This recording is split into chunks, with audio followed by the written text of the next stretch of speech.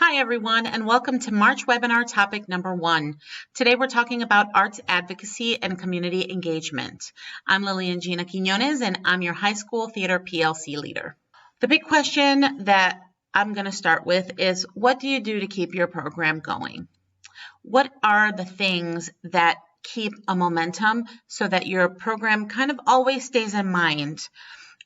Some of the things I'm going to share today about arts advocacy and building community are really just that. How do we keep ourselves in mind, and how do we foster this little world or family within our programs that people continuously want to come back to? So some of the things, and I'll list them off really quick, and then I'll focus in on a few of them really specifically, but the school newsletter, the school newspaper, we have a TV news station, we do invitations and announcements, lunchtime and atrium performances, social media, and big collaboration with the fine arts department. So I think the newsletter and the newspaper are self-explanatory. Our news station is our student-run, students collaborating with our audiovisual department to run a news program. It's called 11 Stories because our school building has 11 stories. And when we can, we get our advertisements or stories on the news at school. Another thing that we've seen that has been really successful to get the buzz, especially around shows and programs and performances, is performing at lunch or in the atrium. We have this beautiful atrium that everybody has to walk through to get from the lunchroom back to where their classes are. So during lunches, whenever we're opening a show, for example, the week that we're opening a show, on top of course, Tech Week, we add these atrium and lunchtime performances, and then we'll have people who have the QR code, or have the QR code posted around the lunchroom so the kids can get the link to reserve their tickets and things like that. So those are some ways that we get some buzz around the school building. And then getting the word out about our program, not just performances, but what's happening in the classroom and what's happening in our community. We use social media quite a bit. So we use Instagram, Facebook, and Twitter. And I kind of divide them up this way. Instagram is for the students, Facebook is for the parents, and Twitter is for my fellow teachers and administrators so that they can see what's going on. So each one of them is going to be, the posts are going to be crafted a little bit differently, but the key is to post. And we have another webinar this month where we'll be talking about promoting and marketing our programs, and I'll get into social media a little bit more then. We've got the people in our schools, our families in our schools kind of bought in. They're really excited about what we're doing. Our admin has our backs. They're supporting us. But how do we get the word out? And how do we ensure that the people in our district and around our local community know what's happening and are proud of the arts program that we're putting out? We collaborate a lot. One of the staples or trademarks of our program is our artist collaboration. So we try as much as we can throughout the year to collaborate with local artists and local artist organizations. Sometimes we have to get grants to do this. Other times we will partner with an organization in a way where it benefits both of us. For example, the organization can set up a booth at our shows and or do a master class with our students and talk about their program. And so we've kind of got this mutual beneficial situation going on. We also attend as much as we can district board meetings, district drama performances. Our district puts on a performance where all of the drama programs in Atlanta, we all get together and we put on this massive, fabulous performance.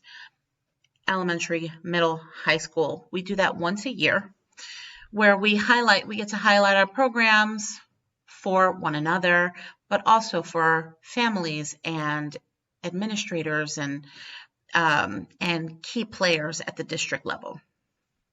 I like as much as possible to kind of keep my finger on the pulse with what's happening, again, with the district at the board meetings, and whenever we have like Theater in Our Schools month, for example, I will send to our fine arts coordinator, here's some material that you can share, just so that they can see what's happening. And I think, it is something that doesn't come naturally for me, but something that I've had to get better at, the quote unquote self-promotion, right? That we have to remember that what we're doing is truly remarkable. Drama teachers, hands down, are miracle workers. So part of advocating outside of school or in school or anything is remembering how wonderful and how amazing it is that you are able to accomplish with oftentimes the little resources that you have, accomplish what you're accomplishing. And when people see that, they want to buy in, they want to invest, they want to be part of it, they want to help. I promise you that this is true. So if nothing else, if you press pause after this and you listen to nothing else I say, just remember that you're awesome and that you should be putting your program's work out there, your students out there, so that people know what's going on. That said, sometimes our local news wants to highlight us.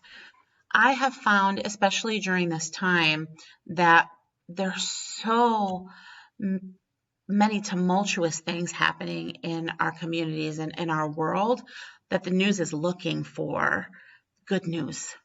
They're looking for stories about students and people that are thriving and ways that the arts are getting over the hump, especially of this pandemic. So it's worth it. It has paid off for us a few times to reach out to your local news, papers, magazines, and news stations and just let them know what you're doing. Okay, so community engagement. This is the drawing in of the people, the creating of the family. This is my favorite part of what I do. This is the part that actually comes naturally for me. The advocacy, the marketing, those kind of things take a little bit of mental work for me, but this is the fun part. This is where I get to be a people person and really get to know the humans that I'm building this program with. The key is that parents and families are essential. They want us to succeed. They want us to succeed. They want us to do well because they want their children to do well. So it's being willing to ask them for help and being willing to be specific about the help that you want from them and being okay with asking for those specific things. We have volunteer events. I love to eat. So whenever I have lots of volunteers in the house, there is food everywhere. So I figure out a way. I'll get people to donate, or families often will donate, or we'll pull funds from our drama booster organization or whatever, just to get, if we're having a set building day and we're starting really early in the morning, we've got bagels, we've got muffins, we've got coffee. It's fun. It is uplifting. Everybody's vibration is high. It's exciting. We're building for our show. And the more you put the opportunities out there, the more the parents will show up. And they'll connect you with people who know how to do things. I've met set designers and other theater professionals through these volunteer events. And oftentimes they will come and they will volunteer for our program. They will work with the kids and things like that. So the three big volunteer events that we do are set building days, strike days, and theater storage or cleanup day. Once a year is the storage cleanup day. And set building and strike happen per show. With every production, we always have a cast party. That's non-negotiable. I'm a very social person myself, but our kids are very social. They love to party. So we want to provide a safe and supervised environment for them to do so after a show. So we usually do like a Thursday through Sunday run for any show, for our musical or for our fall one-act play. And we'll usually have our cast party on Saturday night. Families, as of now, have been really gracious to host those cast parties. And they usually manage all of that themselves. I try to stay out of the events planning. I'm a director. I can put on a show. I can't really throw a party that well. So I let the parents handle it. And speaking of parents, the Drama Booster organization is the core communicator and bringer in of people. They are my partners. They walk side to side with me, and I can't do any of what I do without them. They manage all of our fundraisers. They host monthly meetings and gatherings. Sometimes I'm in attendance. Sometimes I'm not in attendance. It depends on what the agenda items are. But most importantly, we share the load, and they're always available for delegating. They manage all of the finances for our program. Our program is not school funded. We have to create every dollar for all of our shows, all of our competitions. Everything that we do comes from funds that we raise through the Drama Booster organization. So they help write grant proposals and manage all of the funds through them. And finally, with community engagement on the student side, are our monthly thespian meetings. We do have an International Thespian Society. If you're not part of the Thespian Society, I highly recommend it. There are so many opportunities for teachers and students alike. But even if you don't, you can have a drama club that meets monthly. And it grows a little bit every month. It ebbs and flows. Sometimes we have a lot of kids, sometimes we have a few, but it's a great place for community building to happen. It's laid back. It's fun. We play theater games. We've gone to see local productions together, field trips. It's a really great way to, again, create the safe and supervised environment for kids to foster really positive relationships within the drama program. Okay, so we've gone creating community macro. Now let's go in a little bit to the classroom. This can look really different depending on what type of classes you teach, what levels you teach, and whether you're at a performing arts oriented school versus not a performing arts oriented school, and what level of student you have in the room. The big thing that I think is a given is that games are the way to go. I know during this pandemic, games may be a little bit difficult because oftentimes right now we have virtual kids and we have in-person kids, and it's all kind of complicated. But which is soon, we get back into our classrooms or our theaters or our black box studios, and we have our 10 or 20 or whatever number of kids all in front of us, games are magical. Kids are never old enough for games. So icebreakers and lots of games, even when you get into like the serious stuff like monologue analysis, still take the time to play. Because the more you play, the more you laugh, and the closer you all get together as humans and as a community.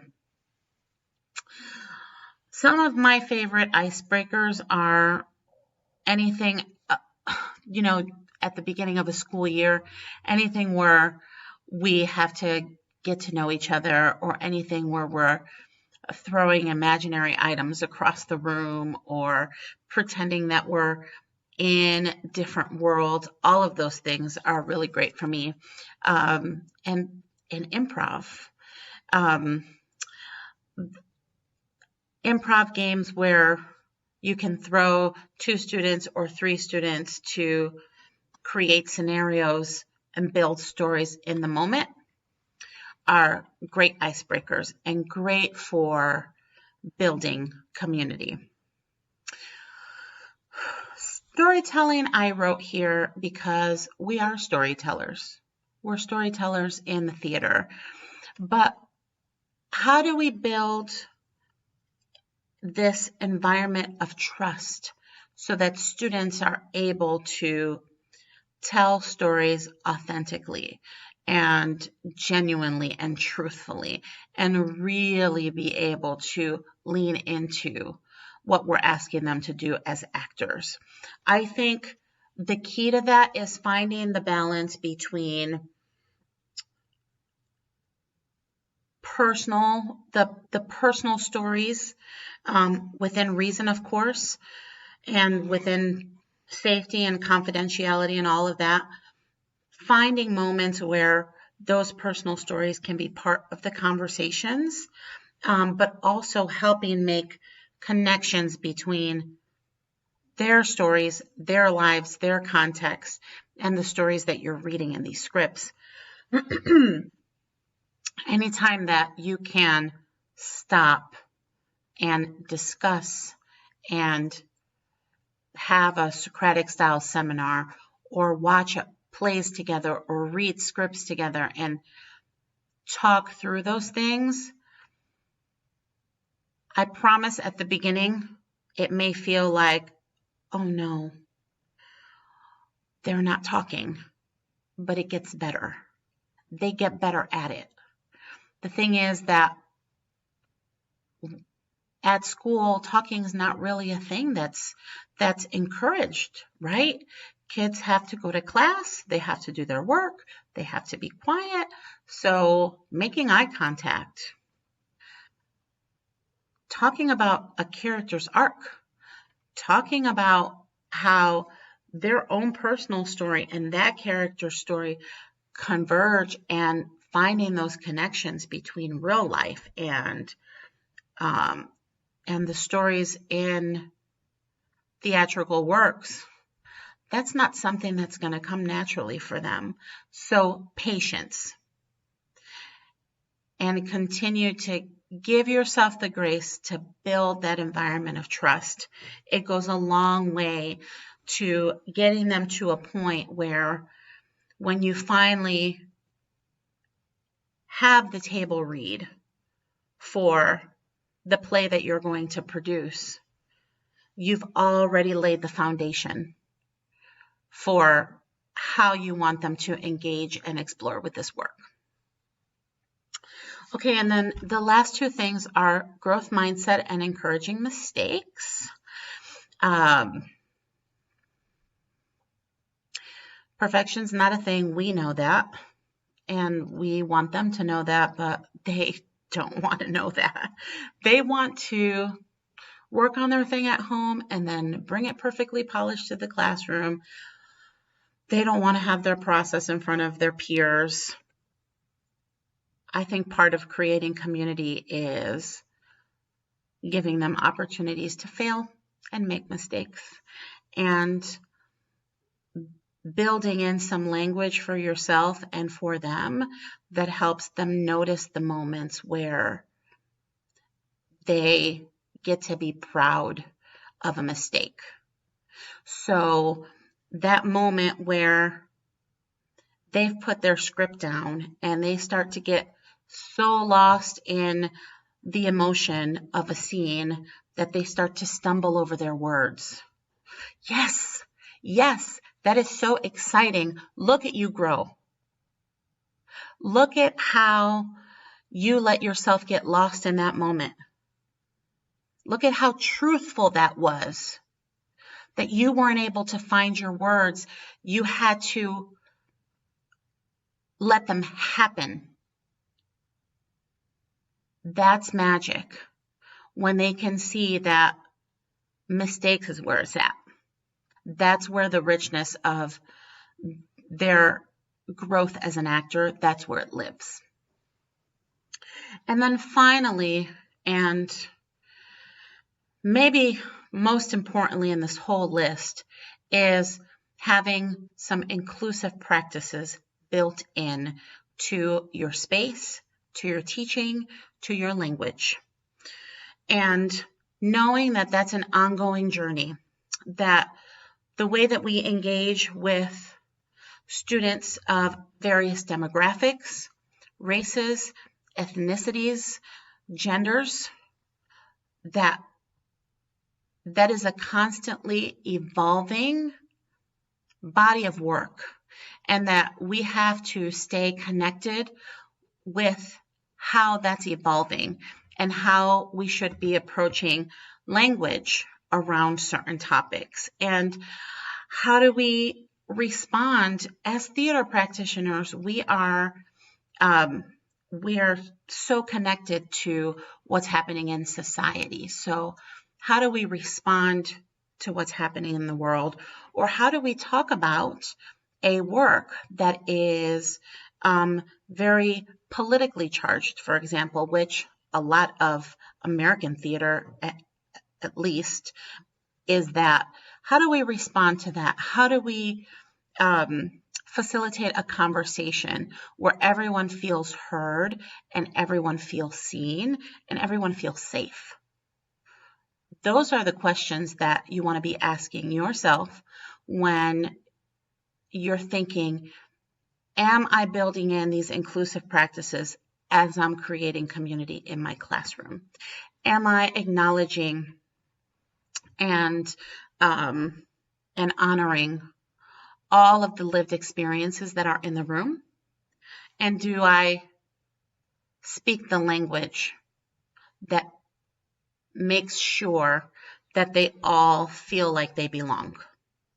Language of belonging, inclusive practices. Okay. That's that on creating community in the classroom. And my very last thing, I'm going to move my bubble away from my lovely, beautiful fine arts, performing arts team at my school. I have been an educator for 15 years now. I have never worked with such a connected and supportive team in all of my years. I love them so. So I had to put a picture of them. They'll probably all kill me later. But I think when we are fortunate to find a community at our school that understands each other and that supports each other in creating art and getting our children to create art, we are very, very fortunate. Some of us are not so fortunate, and we are singletons. We are the only one of us at our school.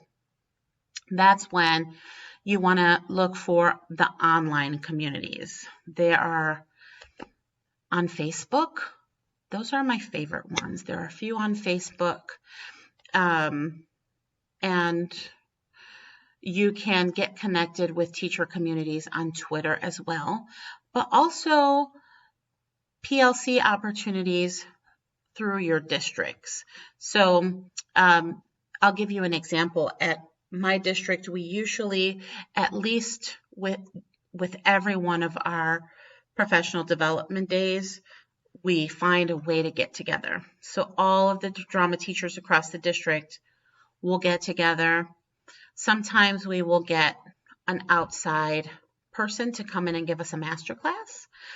And a lot of the times we just bounce around. So we take turns leading each other in professional development because we all have so much to bring to the table. And we all work with different mediums and different age groups. So we kind of bring the things that we have learned and share with one another. And sometimes it's just a topic of discussion, and we have this lovely forum for conversation and processing and decompressing our experiences as theater teachers. So that, if you can find it or create it even at your school, I think is a really, really powerful thing. The benefits, in my opinion, of having a professional community are fostering relationships because we need them, sharing of resources, and most importantly, staying in the know because stuff is always happening. And if you're anything like me, I can't keep up. So I always have at least one friend who knows what's going on. So professional communities are really great for staying in the know of what's happening in the world of theater and being able to keep your kids connected with all of the things. So I've said a lot today. Thank you for sticking around and hanging out with me. We talked about arts advocacy. We talked about creating community within our classrooms and professionally. And a reminder, what you do is worth people's investment. So get the word out there. Throw it out there. I promise it'll stick. All right. Thank you again. Have a wonderful day. Bye.